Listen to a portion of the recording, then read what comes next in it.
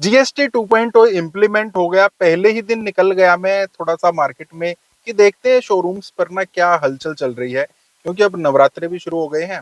तो कस्टमर जो रुके हुए थे और अब किस तरीके से डील कर रहे हैं डीलरशिप वाले, क्या कुछ प्राइस चल रहे हैं, क्या कुछ ऑफर चल रहे हैं, किस किस ने बुकिंग करा रखी थी, कितने कस्टमर जिन्होंने बुकिंग कराई थी उनको किस टाइप से अब गाड़ी मिल रही है। क्योंकि बहुत सारा ये चल रहा था ना कि आपका ये प्राइस लगभग हो जाएगा, आप ये बुक करा दीजिए, जीएसटी में जो भी फायदा होगा वो आपको देंगे। तो मिल रहा है कि नहीं मिल रहा है, वो सब देखने के लिए मैं चला गया। और कमाल की बात क्या है कि जाते ही ना तो मैं कुछ शूट कर पाया, मैं फोन कैमरा कुछ नहीं निकाल पाया, सबसे पहले मुझे झगड़ा दिख गया सामने ही। तो किस चीज का झगड़ा था, और हाँ यार ये वाकई एक सीरियस प्रॉब्लम है जिस वजह से वो कस्टमर जो है उनके साथ झगड़ रहे थे। और ये जितने भी लोगों ने गाड़ी की बुकिंग करा रखी है या जो आने वाले अब मतलब लेना चाहते हैं गाड़ी जीएसटी 2.0 कम में कम प्राइस होने के बाद लेना चाहते हैं, तो उनके लिए भी एक बड़ी सीख हो सकती है। तो चलिए हम बात कर लेते हैं कौन सी वो चीजें हैं। हेलो, मेरा नाम है अमित और आप देख रहे हैं डेली ऑटो लाइफ। अब देखिए हुआ क्या, मैं मारुति के शोरूम पर गया, वहां पर कस्टमर मैंने देखा तो वहां पर भीड़ लगी हुई थी और वो कस्टमर बड़े जोर जोर से चिल्ला रहे थे।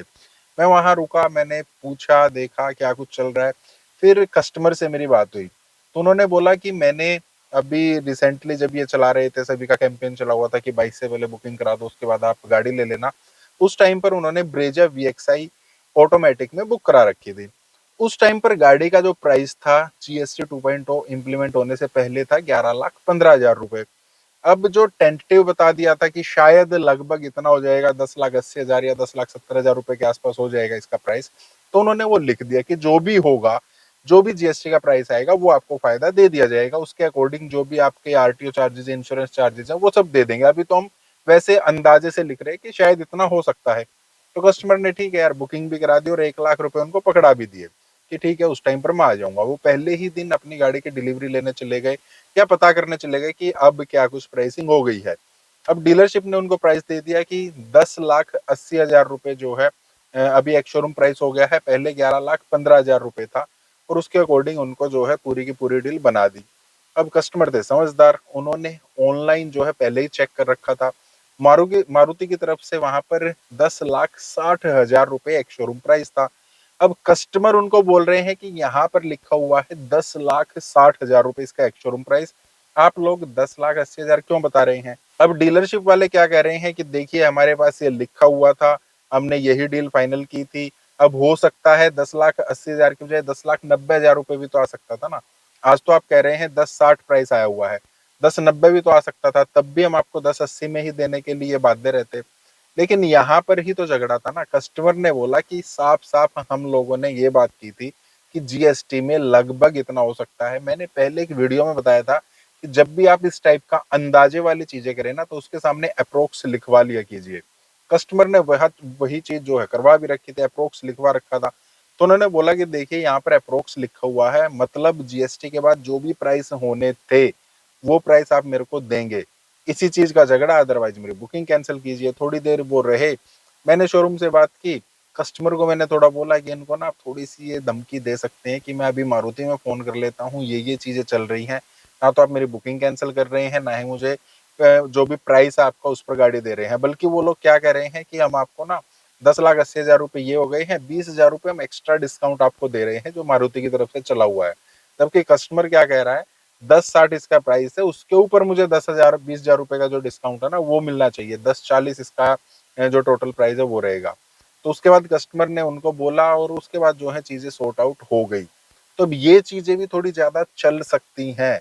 हमें नहीं पता पुराने प्राइस क्या थे, हमें नहीं पता नए प्राइस क्या है। डीलरशिप पर जाएंगे, डीलरशिप क्या बोलेगी आपको, देखिए पुराने प्राइस ये थे, कंपनी ने कम करके और नए प्राइस ये दे दिए हैं। हम हमें क्या लगेगा, हाँ यार ठीक है। डीलरशिप, कोई भी डीलरशिप, सिर्फ मारुति की बात नहीं है, हर किसी के साथ ऐसा ही सीन है और वो करेंगे ऐसा। कोई भी डीलरशिप बोलेगी देखिए पहले 10,00,000 रुपए था इसका एक शोरूम प्राइस, जीएसटी में घटने के बाद अब 10,40,000 रुपए रह गया है। लेकिन एक्चुअल में आप देखेंगे तो पता लगेगा कि 10,20,000 या 10,10,000 रुपए उसका प्राइस रह जाना चाहिए था। तो एक समझदार कस्टमर के नाते आपको क्या करना है, जो भी गाड़ी आप लेने जा रहे हैं ना, सबसे पहले कंपनी की ऑफिशियल वेबसाइट पर जाइए, वहां पर उसका क्या प्राइस है। अब सब प्राइस अपडेट हो चुके हैं, पुराने क्या प्राइस थे उनसे आपको कोई मतलब नहीं है, वो बताएंगे पुराने ये प्राइस थे, छोड़ दीजिए। आज का प्राइस जो भी आप गाड़ी लेना चाहते हैं, जो भी वेरिएंट लेना चाहते हैं, उसका प्राइस आप नोट करके जाइए और तब वहां पर पहुंचिए। वो आपको क्या बता रहे हैं आज का एक्स शोरूम प्राइस, उसके ऊपर जो भी डिस्काउंट वगैरह चले हुए हैं उसके ऊपर आपको मिलने चाहिए।